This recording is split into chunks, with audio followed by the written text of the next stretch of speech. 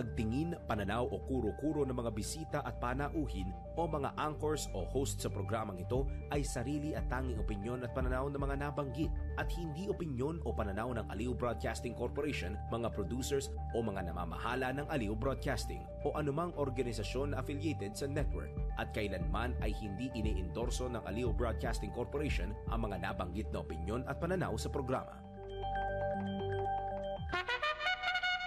Oras po natin sa buong Pilipinas. Meron tayong 7 minuto makaraan ng 10:00 ng morning. Humanda na sa mga malalaking balita. Trending viral. Pinag-uusapan sa buong Pilipinas at buong mundo. Ronda Pilipinas Headlines. Narito na mga headlines sa Ronda Pilipinas. Ronda Pilipinas. Napolcom Commissioner Caliniza nagbanta sa isyu ng mga pulis na dawit sa missing sa Bungeros. Ronda Pilipinas. 40 milyong pisong misdeclared vape products galing sa China. Ayaw, nasabat.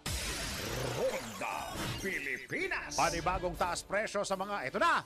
Panibagong taas presyo. Taas mo ito Panibagong taas presyo sa mga produktong petrolyo nakaamba na next week. Ronda Pilipinas. 16 patay sa pag-atake ng Russia sa Ukraine. Ronda Pilipinas. Mga kupunan na maghaharap sa Final Four ng 2025 NBL Governors Cup. Kasado na. Ronda Pilipinas. Ay, weekend na! Makikisama ba sa good vibes ang good weather? Alamin sa live weather report mamaya ni Daryl Justin. Ronda Pilipinas. Rufa May Quinto nakiusap na tigilan ang pagpapakalat ng dahilan ng pagkamatay ng kanyang mister. Ronda Pilipinas. Nangaliwa si mister pero hindi naman daw sinasadya. Parang pang ilang beses na to. Parang pang ilang beses na reminder ito sa mga lalaking asawa, ha? Alamin natin ang kaparusahan sa NBI. Nako, bawal ito! Ronda Pilipinas. Totoo nga ba na kapag tinatamad na ang isang empleyado na gawin ang kanyang trabaho ay senyales na ito ng quiet quitting? Ronda Pilipinas. At mga pasyente, wala na raw. Wala nang babayaran sa mga ospital. Alamin natin mamaya kung fact or fake yan. Ang mga malalaking mga balita, ang mga matitinding mga pinag-uusapan, ang mga maiinit at pinagtatalunang mga issue. Lahat hagip, lahat malalaman. Hindi lang sa buong Metro at Mega Manila. Kasama na ang buong Pilipinas. Hahagupit na ang mga malalaking issue sa Ronda Pilipinas. Live na live sa DWIZ AM Metro at Mega Manila. Naka-live din sa DWIZ News FM Regional Stations. Naka-live din sa Radyo Ronda AM Radio sa Pilipinas. Live ding mapapanood sa Aliw 23 Free TV. At naka-live din sa lahat ng DWIZ Digital News accounts, Facebook, YouTube at DWIZ News website. Ronda Pilipinas. Wala nang mahuhuli sa balita. Wala nang maiiwanang issue na hindi mo alam. Ngayon, updated ka na sa Ronda Pilipinas. Kasama si Dennis Antenor Jr. Ronda Pilipinas. Aha! Friday! Weekend na! Uwi na. Ay, hindi. Mamaya pa pala. Akala ko. Alam ko pag Friday, medyo masaya. Yes! Pero ang pag-uusapan po natin ay medyo malungkot. Ay, bakit? Okay. Siguro naman alam na ninyo ito. May naglabas ng isang pag-aaral ang Philippine Statistics Authority na ang mga batang simula 5 taon hanggang malaking tao na 64 merong problema sa reading comprehension. Ito masakit. Meron kasama sa pag-aaral ng PSA ay Kaya hindi natututo itong mga batang ito dahil pinapahiya ng mga teacher. Ayun. Napakalungkot naman. Napakalungkot naman eh. Oh, okay, nakakalungkot na yung mababa ang reading comprehension. Dadagdagan pa ng pangungutya o pamamahiya. Reading comprehension pa lang ang pinag-uusapan natin. Wala pa tayong pinag-uusapan na critical thinking dito, ha? Wala pa, ha? Wala pa nga. Tama, di ba? Oo, tama. Wala Reading pa. pa lang. Reading comprehension pa Ah. lang ang pinag-uusapan natin. Tapos meron pang isa pang problema. Ano pa? May dagdag na problema. Ano? Ultimo, Mm. ang mga teacher daw na nagtuturo ay may problema sa reading comprehension. Ha? Nako, napakalungkot niyan. Meron pa, Oh, sila mismo Ayaw. hindi alam kung ano dapat daw ang tunog ng mga salita na itinuturo nila. teacher. Yung mga teacher, di alam. Yung teacher mismo. Napakalungkot. Hindi lang pala ang mga batang ito. Meron kasama ho sa pag-aaral ng PSA ang pinagmumulan ng problemado o problema sa reading comprehension. Baka daw itong mga kinakain ng mga kabataan. Tama. Wala nang sustansya. Pero, bago tayo pumunta sa mga bata, puntahan muna natin ang problema ng teacher. Tama. Na teacher mismo ay may problema daw sa reading comprehension. Patay ka diyan. Ano ngayon ang may tuturo ng ganitong klaseng teacher? Ito, ako, baka marami mambash sa akin, ha? Meron ho nagva-viral ngayon na nakakatawa. Talagang pinagtatawanan natin. Kilala nyo ba ang artistang si Melay? Si Melay. Meron ho siyang isang kwento na hindi niya naintindihan at hindi niya masagot yung bata. Ang sabi niya, that will be your assignment. Nakakatawa po ang pagkakakwento nito, pero kung siseryosohin mo, problema po ang dulot nito. Teacher na po si Melay noon, ha? Teacher na po at hindi niya alam ano ngayon ang katotohanan. Pagka sineryoso natin yung kwento na yon, hindi ho nakakatawa yun. Nakakalungkot. Teacher na po ito, si Melay. Wala akong sinasabi na si Melay, di ba? Tama. Pero pag teacher ka na, ang responsibilidad mo, hindi lang isa, hindi lang dalawa, hindi lang 5 bata. Nagre-ratio po ang bawat teacher ng hanggang 60 estudyante. Siya, meron pa siyang ilan? +2 o +3 dahil may anak. Yes. Ano na ngayon ang magiging kinabukasan natin kung teacher pa lang ay problema na? Di ba? Tama. Ano ngayon ang mga programa ng gobyerno para tayo ay makakuha ng solusyon sa problema na ito? Hindi ba? Tama. Teacher pa lang, bago po natin puntahan ang reading comprehension ng mga batang ito, reading comprehension muna ng nagtuturo sa mga bata. Good morning sa Ched kasi kailangan nilang silipin yan. Yes. Di ba? Ched. Napakalungkot. Bata ito, ha? Ano pa ba yun? Ano pa yung kailangan i-address? Yun, no? Ched. Si Ched ang makakasagot. Yan. Nasabi ko na to. Yung tamang tunog ng bawat salita, especially the English words, hindi nila daw ma-deliver. Based doon sa pag-aaral, ha? Well, hindi kami nagsabi nito dito sa DWIC. Research, Ito po'y base sa pag-aaral, ha? Pag-aaral po ito. At napakalungkot. Siguro mas maganda makakausap tayo ng si Teacher Benjo para kahit paano makakausap Benjo natin Pasas, kung ano ang kasi parang last year pinag-usapan na anong pangalan nung nag-aral nung last year? PISA 'yun, 'di ba? PISA ng pag-aaral ng PISA.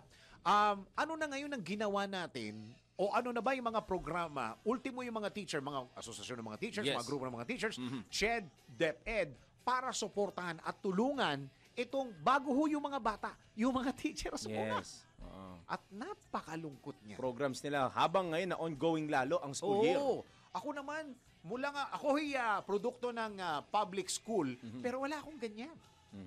At napaka-higpit ng aking mga teacher when it comes to English, ha? English language. Be it American or British, ha? Sa amin, sa probinsya, pagka English hour, English ang usapan namin. Maski barok na yan, okay lang yan. Basta English. Basta, you have to speak an English language. Oh, wow. Diba? Anong oras yung mga English? English hour. Yes. Science. Yes. Math. Yan, Exactly. English ang usapan namin dyan. Kung Maski may- barok-barok na yan, okay lang yan. Basta English. Oo, okay May lang yan. English walang month problema. pa nga di ba? English month. Yan. Tapos masarap diyang samahan ng English breakfast. Ayan. gutom. Parang, ha? Parang na walang nagsaysay yung Ano pinag-usapan na natin. sinasabi, no? Magandang araw, Pilipinas! Live na tayo sa DWIZ News Nationwide. Live na rin tayo sa DWIZ News FM regional stations and of course, sa Radyo Ronda at sa lahat ng mga nakikinig. Ginagawang radyo ang kanilang mga TV, Aliw Channel 23 at DWIZ News TV. Magandang araw, Pilipinas. Ako ang iyong magiging tagapagbalita. Ako si Dennis Antenor Jr. Ronda Pilipinas. Sa detalye ng mga balita, ibubunyag na ni NAPOLCOM Executive Officer at Commissioner Rafael Calinisan kung sino-sino ang mga nagtatangkang arborin ang kaso ng missing sa Bungeros. Ito ay ayon kay Commissioner Calinisan at kung tatangkain pa siyang lapitan hinggil sa naturang kaso. Iginit sa DWIZ ni Commissioner Calinisan na nakakainsulto ang paglapit sa kanya para ayusin ang nasabing kaso. Subukan pa nila uli na lapitan ako. Sasabihin ko mga pangalan nila. Nainsulto ko, natawa ako eh. Pambira itong mga taon to. Kumaga, una, patas tayo dito. Kung anong ebidensya, yun, di ba? Kung absuelto yung mga polis, then so be it. Kung dismissal, then so be it. Pero do not even think na I can be influenced by your money. Hindi ko nabibili. Commissioner, bakit kailangan may next time pa? Baka naman pwede nyo na sabihin nyo ngayon. Sabihin nyo na ngayon. At kung kailangan kasuhan na po. May pabitin. Wag na tayong magpa-blind item. Di ba? Sa showbiz na totoo lang yun. Kasi seryoso ang pinag-uusapan dito. Buhay ng tao ang pinag-uusapan din eh. Exactly. Di ba? Kung pinuntahan kayo para i-absuelto, sabihin nyo na. Wag na yung next time. Di ba? Yan ang tinig ni NAPOLCOM Executive Officer and Commissioner Rafael Calinisan sa panaim ng DWIZ. Ronda Pilipinas. Nangako ang Cybercrime Investigation and Coordinating Center na lalong paiigtingin ang kampanya para tuluyang wakasan ang isabong na tinukoy nilang banta sa cybersecurity at moralidad ng bansa. Ayon kay CICC Deputy Executive Director Attorney Renato Paraiso, hindi lamang ito usapin ng sugal, kundi bahagi ng mas malawak na problema sa organized cybercrime, financial fraud at paggamit ng digital loopholes para sa illegal na gawain.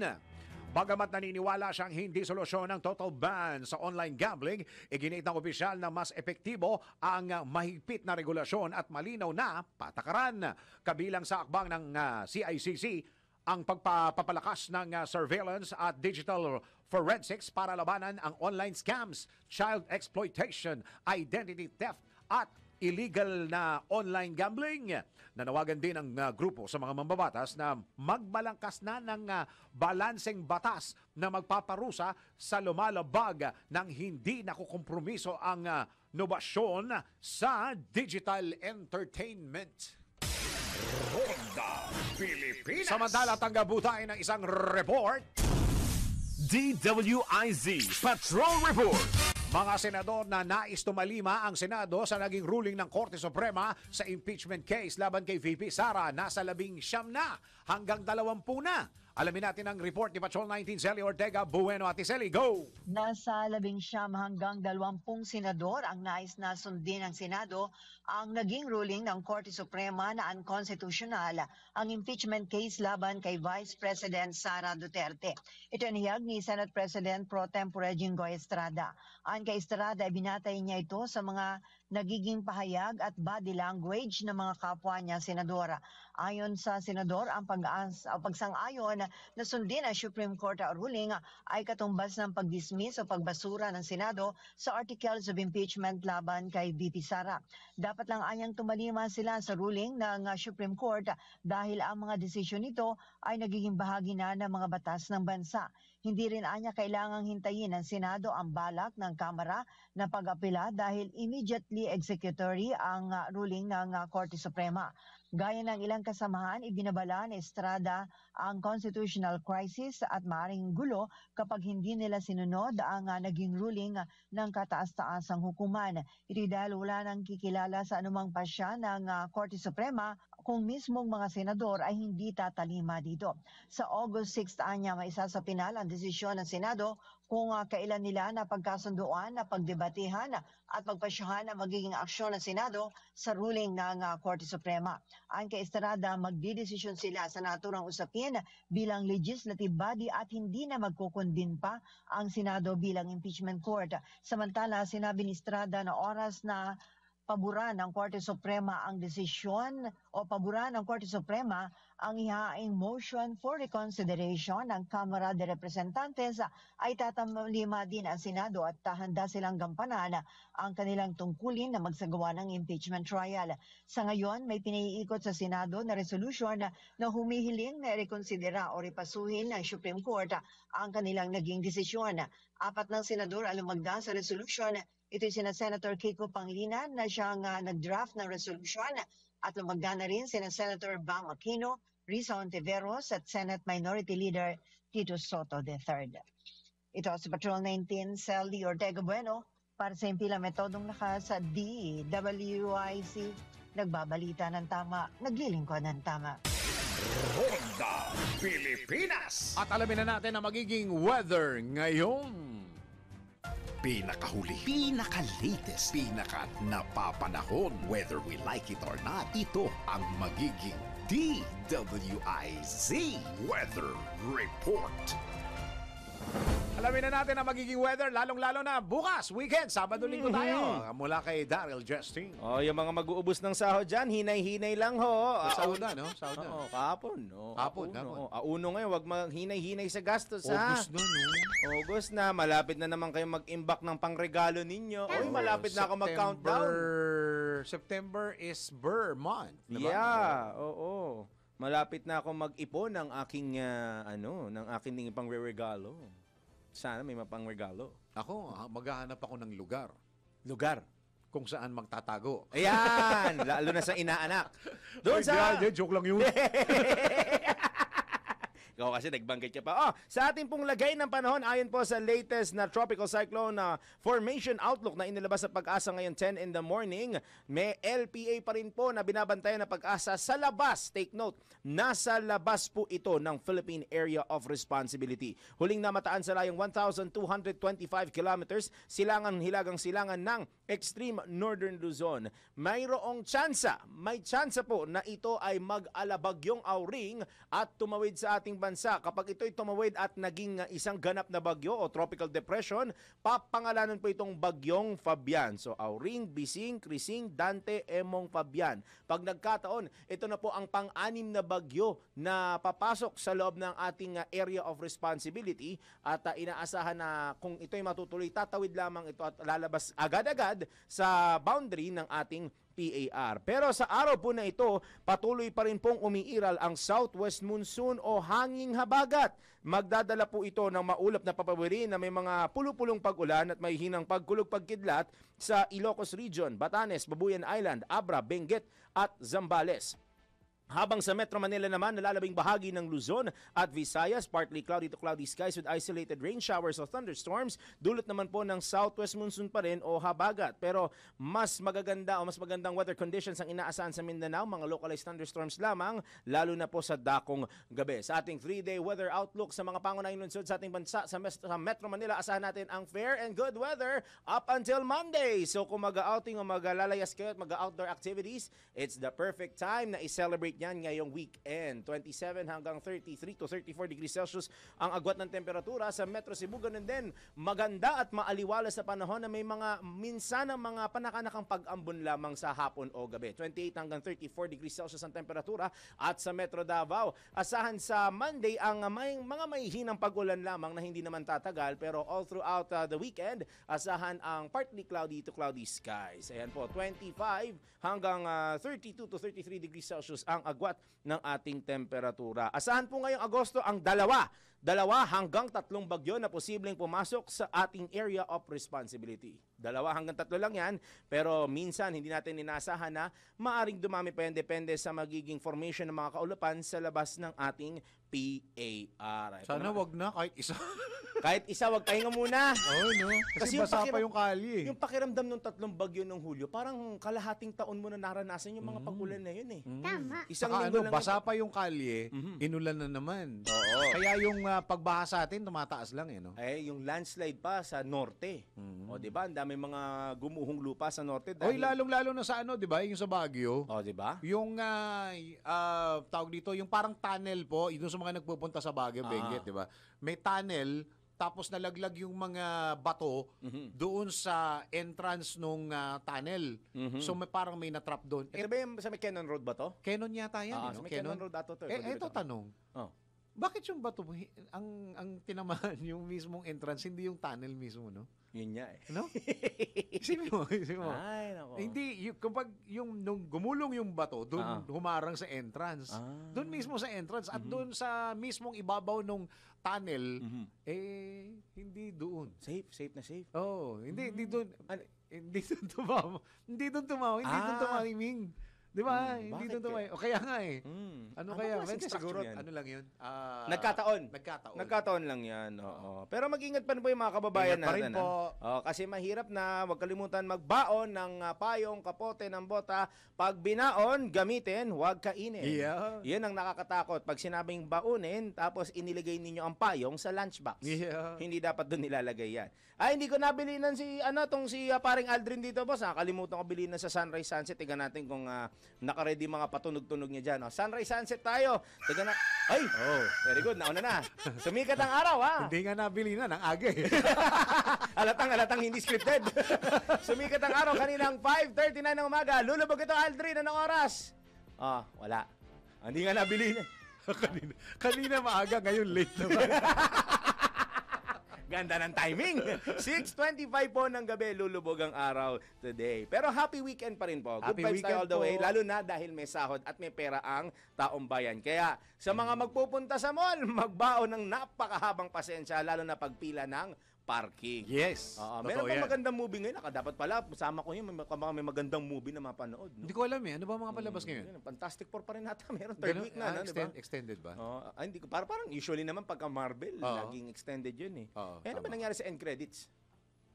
Si lumabas.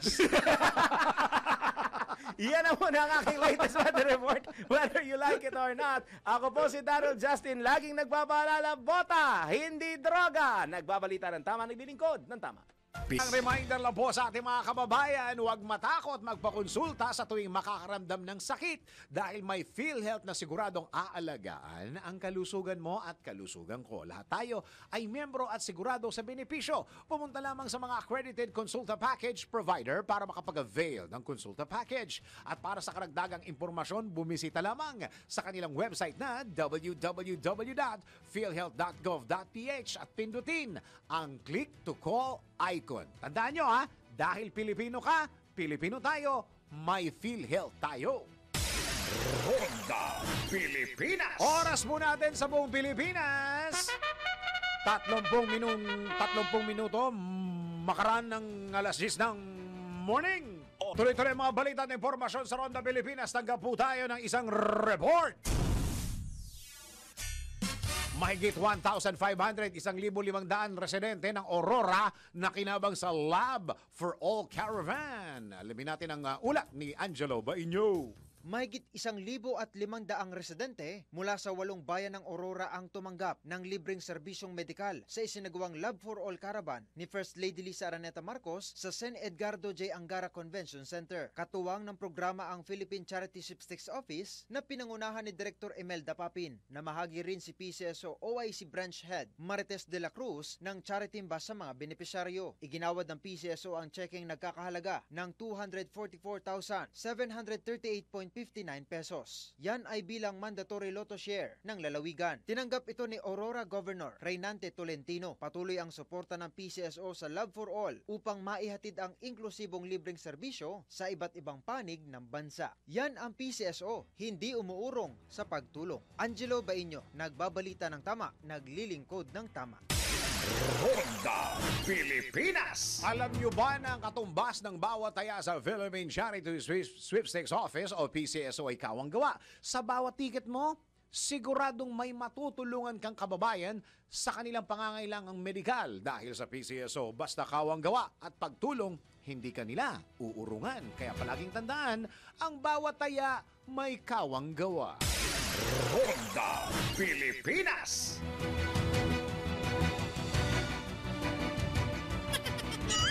Ano mangyayari? Tayo ba'y tanggap ng isa pang report?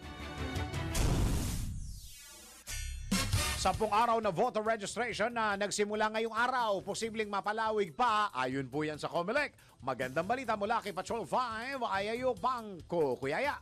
Hinimok ng Komisyon ng Eleksyon sa COMELEC yung mga night shift na empleyado na samantalahin ang isasagawang Special Registration Anywhere Program sa mga paliparan at malls. Ayon kay COMELEC Chairman George Erwin Garcia, pagkakataon na ito para makapagparehistro ang mga panggabing empleyado tulad ng mga call center agents upang makaboto sa mga susunod na halalan. Ang mga night shift na empleyado ay maaaring magparehistro sa NAIA Terminal 1 at 3 mula alas 4 ng hapon hanggang alas 12 ng hating gabi. Gagawin din ito sa Robinson Bridgetown sa Quezon City mula alas 5 ng hapon hanggang alas 12 ng hating gabi at SM Aura sa Taguig mula alas 2 ng hapon hanggang alas 11 ng gabi. Ang Special Registration Anywhere Program ay para sa mga sumusunod na applications: new registration, change of name and status, correction of entries, reactivation of registration records, transfer from overseas to local only. Paalala pa ng COMELEC, hindi maisasagawang transfer ng local registration records sa Special Registration Anywhere Program kung saan magdala ng isang valid government-issued ID. Samantala, posible umanong mapalawig pa yung 10 araw na voter registration na nagsimula ngayong araw. Ayon kay COMELEC Chairman George Erwin Garcia, nakadepende ito kung malalagdan agad ni Pangulong Bongbong Marcos ang panukalang term extension ng mga barangay at SK officials na magiging dahilan upang ipagpaliban ang barangay at sangguniang kabataan elections na nakatakda sana sa December 10. Sabi ni Garcia, sakaling mangyari ito, ay hindi na nila lilimitahan sa 10 araw ang registration at sa halip ay itutuloy-tuloy na. Tutuloy-tuloy na nila ito hanggang sa susunod na taon. Ito is Batman number 5. Ayaw pa ako para sa implemento ng lakas. DWIC, nagbabalita ng tama, naglilingkod ng tama. Ronda Pilipinas. Tuloy-tuloy mga balita at impormasyon sa Ronda Pilipinas. Kanina ho, pinag-usapan natin sa unang bahagi ng Ronda Pilipinas ang problema dito sa mga teacher na nagtuturo dun sa reading comprehension. Ang sinasabi ho dun sa balita at sa research, yung mismong teacher ang may problema. Okay, mas maganda ho, makausap natin. Nasa linya po natin ngayon ang Teachers Dignity Coalition, si Chairman Benjo Basas. Teacher Benjo, magandang araw. Yes sir, magandang araw din po at sa ating mga tagapakinig. Opo, siguro your primary comment dun po sa pag-aaral na ang mga teacher daw po ang may problema sa pagtuturo at sila mismo daw ay may problema sa reading comprehension, Teacher Benjo. Sige po, no. Hindi ko pa naman nabasa yung kompleto, no. Yung kompletong ulat, no. PSA. Of course, pero syempre, no, doon sa context po, no, na sinasabi ng teacher ang may problema, syempre hindi namin yan tinatanggap. Na po, lahat po ng teacher sa ating bansa na nagtuturo ngayon, ano, na naka-in sa Department of Education as teachers, ay lahat po ito ay mga competent. No? Competent enough dahil lahat naman po ng teacher natin na nasa public schools, no, ay pumasa, no, sa licensure examination, no, nagkakandak po, no, ng regular ng mga training ang Department of Education, ano, on an annual basis, at maliban doon meron pa kaming mga LAC sessions, di ba? Dito po, no, yung learning action cell sessions, no, dito po sa aming mga eskwelahan in a very, no, in a much more regular basis, no, quarterly or even monthly. So sa tingin po namin ay hindi ito fair na generalization. No, yung ganito pong lumabas. But of course, ginagalang po namin yung opinion ng kung sino man ang gustong pumuna. At kami din naman ay kaya rin naman po namin na criticize yung aming mga sarili. But of course, ang lagi namin hinihiling po sa ating mga kababayan, hinihiling natin sa ating gobyerno, hinihiling namin dun sa mga research institutions, tingnan po natin yung mas malawak na konteksto ng edukasyon ng sistema dito po sa ating bansa. Paano po ba yan, Sir Benjo?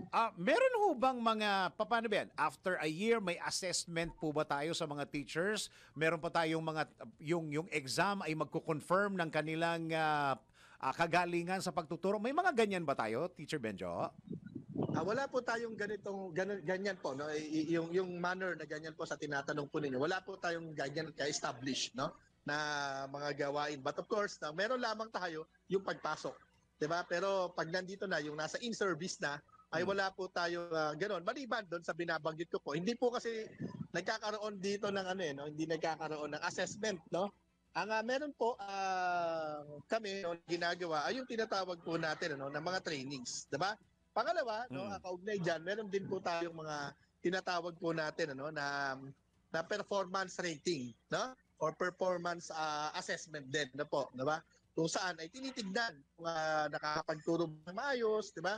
Natututo ba yung mga bata, na-execute ba yung lesson, nakikita ba yung mga indicators na alinsunod sa standard ng ating bansa when it comes to teaching.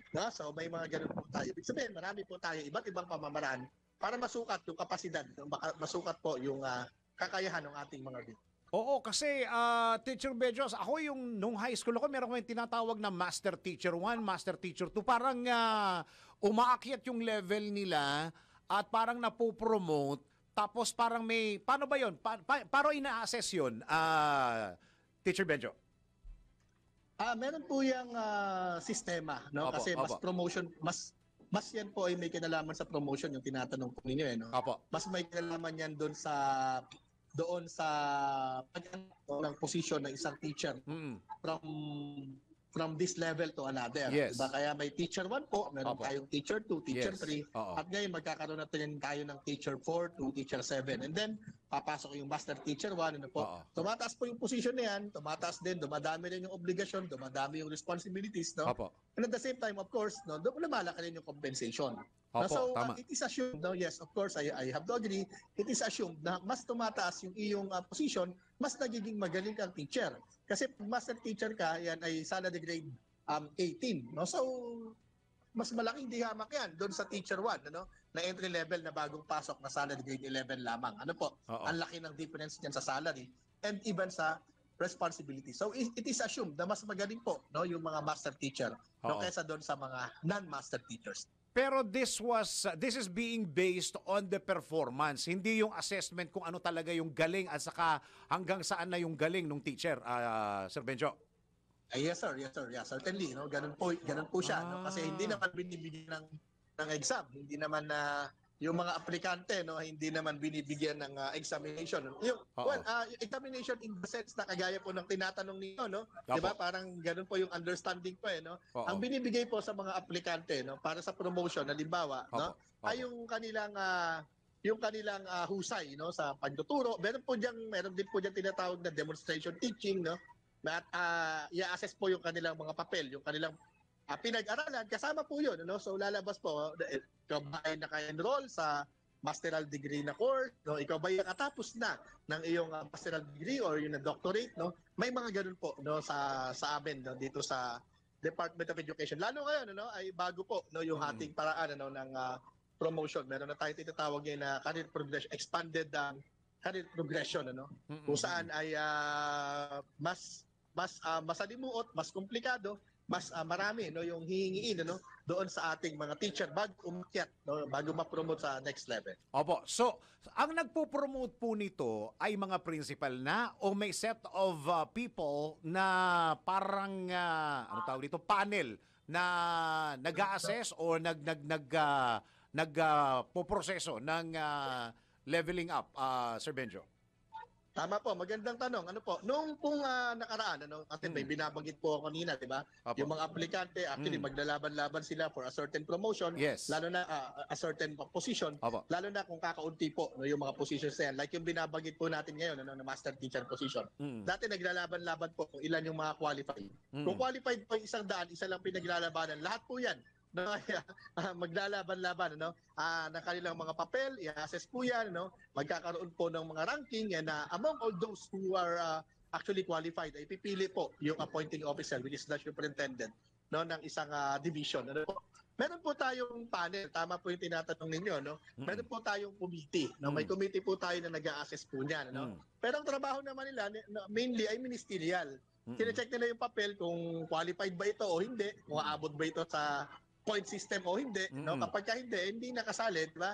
Tapos meron pong mga ilang mga incidental, na mga requirements, incidental in the sense na kapag ka may mga may mga ilang mga qualified, kinakailangan pong tignan pa, kung ano yung kanilang mga plus factor, kung ano yung kanilang mga pwede pang maibigay beyond doon sa hinihingi nung kanilang positions na ina-applyan, at tsaka ilalabas po yung ranking, yung ranking po na tinatawag, actually hindi nga yung ranking, pero nirarank din kasi natin depende sa point system, at yan yung ibibigay po doon sa appointing officer. Halimbawa, kung 5 po ang ibibigay sa appointing officer, it is now the discretion of the appointing officer kung sino yung pipiliin niya among doon sa 5, not necessarily yung number 1.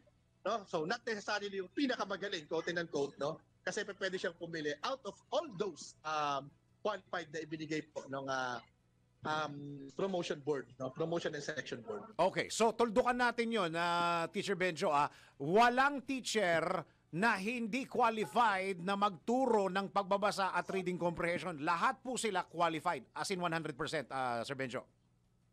May mga po sir, medyo i-modify ko po yung ating Sige po. Para malinaw. Generalization, Kasi may mga teacher po talaga, na ang forte ay reading. Reading, reading. Nandun yan sa key stage 1, yung kinder up to grade 3, reading po, Pero pag pinag-uusapan natin ay reading comprehension, siyempre, ang reading comprehension, it's beyond reading. Kasi maaaring marunong magbasa yung bata, hindi naman niya naintindihan. Totoo. So, diyan po pumapasok yung mas issue po yan nung critical thinking, nung pagpapalalim. At ako po naniniwala na lahat po ng teacher natin ay kayang ituro yan. Kaya gusto ko pong i-clarify kasi iba yung reading, iba yung reading comprehension. So, but of course, with the proper din, with proper input, na pwedeng ibigay sa mga guro, and with enough and sufficient para sa kanila to prepare, para sa kanila to of course, to manage yung kanilang classroom at teaching and learning activities po. Opo. Sir Benjo, hindi po ba automatic yun na kapag nagtuturo ka paano magbasa, ikaw responsibilidad mo rin na i-check yung mga bata kung naintindihan? Please correct me if I'm wrong. Tama po yan. That's automatic po. Dapat kinakailangan din po, maunawaan din po yan ng ating mga mag-aaral na tinuturuan ho natin. Kasi yun nga po, natuto na siya magbasa mula nung grade 3 hanggang sa atin po sa Pilipinas, sa DepEd, at least inaasahan natin na pag umabot na grade 3 yung bata, marunong na magbasa. Although meron tayong mga cases, nabanggit niya ni Senator Bam Aquino sa kanyang speech, nabanggit po ng EDCOM na may mga umaabot ng high school na non-readers. Diba? Those are rare cases, but of course, hindi natin dinidiscount yan. Totoo pong may problema po tayo dyan.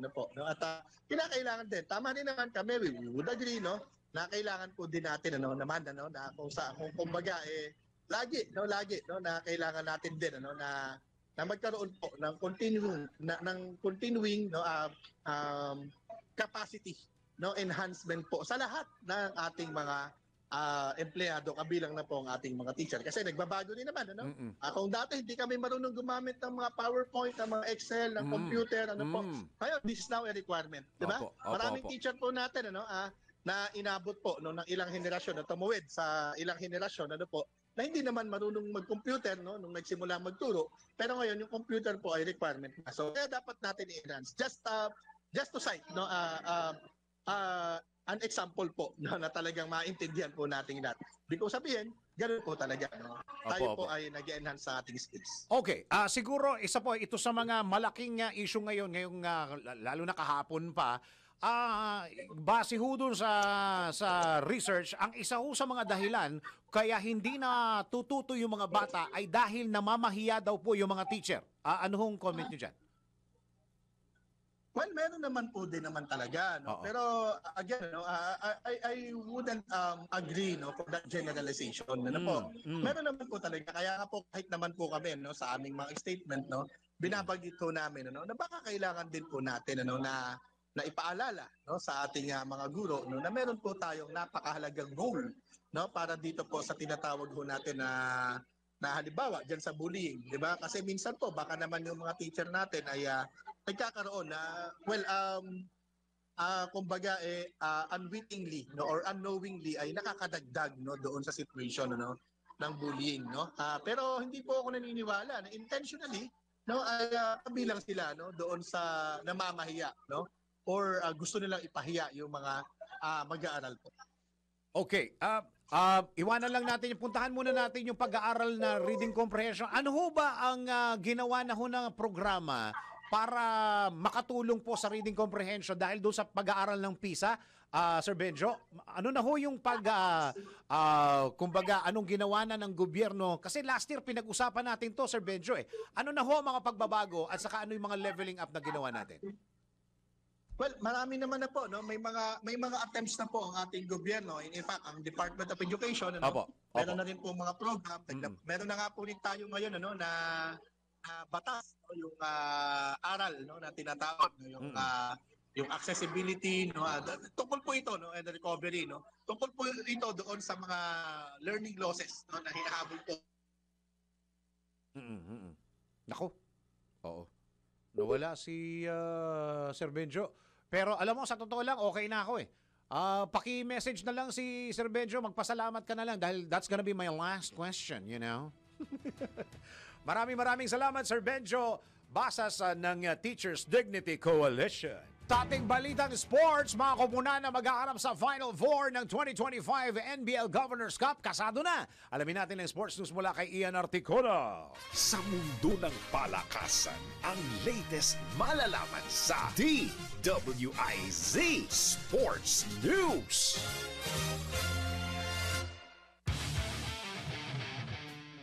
Kasado na ang playoffs ng NBL Pilipinas 2025 Governors Cup kung saan nangunang Taguig Generals na may record na 10 wins, 2 loss at Icas Kapampangan na may 9 na panalo at 3 talo sa standings. Tabla naman ng Nueva Ecija Granary Bufalos at Zambales Constructicons na may parehong 7-5 win-loss record. Ngunit nasa 3rd seed ang Bufalos dahil lamang sila sa overall points ng naturang conference. Asaan ang magiging tapatan ng Taguig at Zambales kung saan may twice to beat advantage ang Taguig. Samantala mag-aarap naman ng Ticas Kapampangan at Nueva Ecija at kinakailangan manalo ng 2 beses ng Nueva Ecija kontra sa Kapampangan. At yan ang aking sports news. Ian Articona, nagbabalita ng tama, naglilingkod ng tama. Arena Plus. Sama-sama sa Arena. Download Arena Plus app now on App Store or visit arenaplus.ph.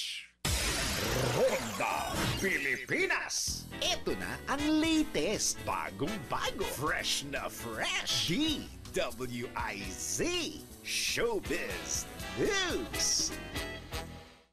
Rufa May Quinto nakiusap na tigilan ang pagpapakalat ng dahilan ng pagkamatay ng kanyang mister. Showbiz Balita mula kay Anton. Para sa aking balitang showbiz, hanggang sa huli, hanggang sa muli, mahal kita, Trev. Ito ang bahagi ng pahayag ni Rufa May Quinto kaugnay sa pagkamatay ng kanyang mister sa US na si Trevor Magallanes. Sa kanyang official statement ay pinost sa Instagram account, sinabi ng komedyante na durog ang kanyang puso sa pagyao ng kanyang mister. Nakiusap din si Rufa May na bigyan sila ng privacy, lalo na ang kanyang anak habang nagdadalamhati sila sa pagkamatay ni Trevor. Umaasa din umano siya na malalagpasan nila ang nasabing sitwasyon sa tulong ng Panginoon. Sa ngayon ay inaalam pa raw nila ang tunay na nangyari sa pagkamatay ni Trevor dahil kahit siya o ang pamilya nito ay hindi pa talaga alam ang tunay na nangyari. Kasabay nito ang pakiusap din ni Rofame na tigilan ang pagpapakalat ng fake news o kaya espekulasyon tungkol sa pagkamatay ni Trevor. Pupunta umano sila ng kanyang anak sa Amerika kaya tintayin na lamang ang kanyang official announcement sa dahilan ng pagkamatay nito mula sa kanya at sa pamilya mismo ni Trevor at hindi galing sa kung saan saang source. Sa huli ay sinabi nito ang mga katagang, hanggang sa huli, hanggang sa muli, mahal kita, Trev. At iyan aking balitang showbiz. Para sa impilang may todong lakas, DWIZ. Ako si Anton, nagbabalita ng tama, naglilingkod ng tama. Ang balitang ito ay inihatid sa inyo ng Bingo Plus. Download Bingo Plus app now on Google Play and Apple App Store for a chance to win up to 935 million pesos jackpot prize. Visit bingoplus.com to learn more. With Bingo Plus, bingo sa saya, plus sa panalo. Gaming is for 21 years old and above only. Game responsibly, keep it fun.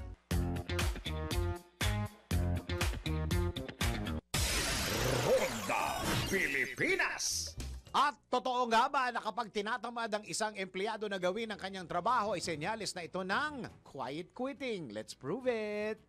Kung minsan ay hindi maiiwasang mawala ng gana, mapagod o di naman kaya ay ma-overwhelm sa trabaho. Kung kaya merong mga nakakaramdam ng katamaran o unti-unting nababawasan ng efforts sa tuwing sinusubukan nilang makumpleto ang kanilang daily tasks. Pero totoo nga ba na ang katamaran na isang sign na nagka-quiet quitting na ang isang empleyado? Tara, let's prove it! Bago maniwala sa mga claim-claim na yan, patunayan na yan sa Let's Prove It! Sa isang episode ng Life Balance, sinabi ng psychologist na si Dr. John Carandang na disengagement ang tawag sa ginagawa ng isang taong nakakaranas ng quiet quitting. Pero ito yung isang employee na unti-unti niyang disengage or linalayo ang kanyang sarili sa kanyang trabaho na hindi nagbibigay ng effort pa sa kanyang pwedeng magawa sa kanyang trabaho. Halimbawa, kung siya ay isang clerical, hindi na niya ginagawa pa yung best niya, basta kontento na siya doon sa ginagawa niya. Kung ano yung trabaho niya on that day, wala na siyang extra mile na binibigay. Ayon pa sa Psychology Today, common na ito ngayon sa mga young professionals. Ilan sa mga characteristics na dapat bantayan ay ang biglaang pagkawala ng interes sa trabaho ng isang empleyado na dati ay ganadong-ganado. Maaari ring biglang bumaba ang kalidad ng trabaho o di naman kaya ay mapapansin ang madalas na pagkakamali o paglagpas ng isang empleyado sa deadline. Ayon sa mga eksperto, hindi otomatikong nangangahulugan sa katamaran ng quiet quitting. Kung kaya ang payo nila ay kausapin ang mga empleyado para ma-assess ang kanilang feelings at matukoy ang dahilan kung bakit nila ito nararamdaman. At higit sa lahat, dapat ay magkaroon ng work-life balance para hindi malunod sa trabaho. Ronda Pilipinas. Bago tayo magpaalam, tayo muna magpatama quote of the day. Pahinga ngayon, lipad ulit bukas. Hindi sayang ang oras na ginagamit para alagaan ng sarili. Maraming salamat, Pilipinas. Yan ang kabuuan ng mga balita at impormasyon sa Ronda Pilipinas. At tabayanan po ang susunod na programang Yes, Yes, Yo, Topacio with Attorney Ferdy Topacio and Miss Juvie de Guzman. Maraming salamat, Pilipinas. Ako ang iyong naging tagapagbalita. Ako si Dennis Antenor Jr. nagbabalita ng tama, naglilingkod ng tama.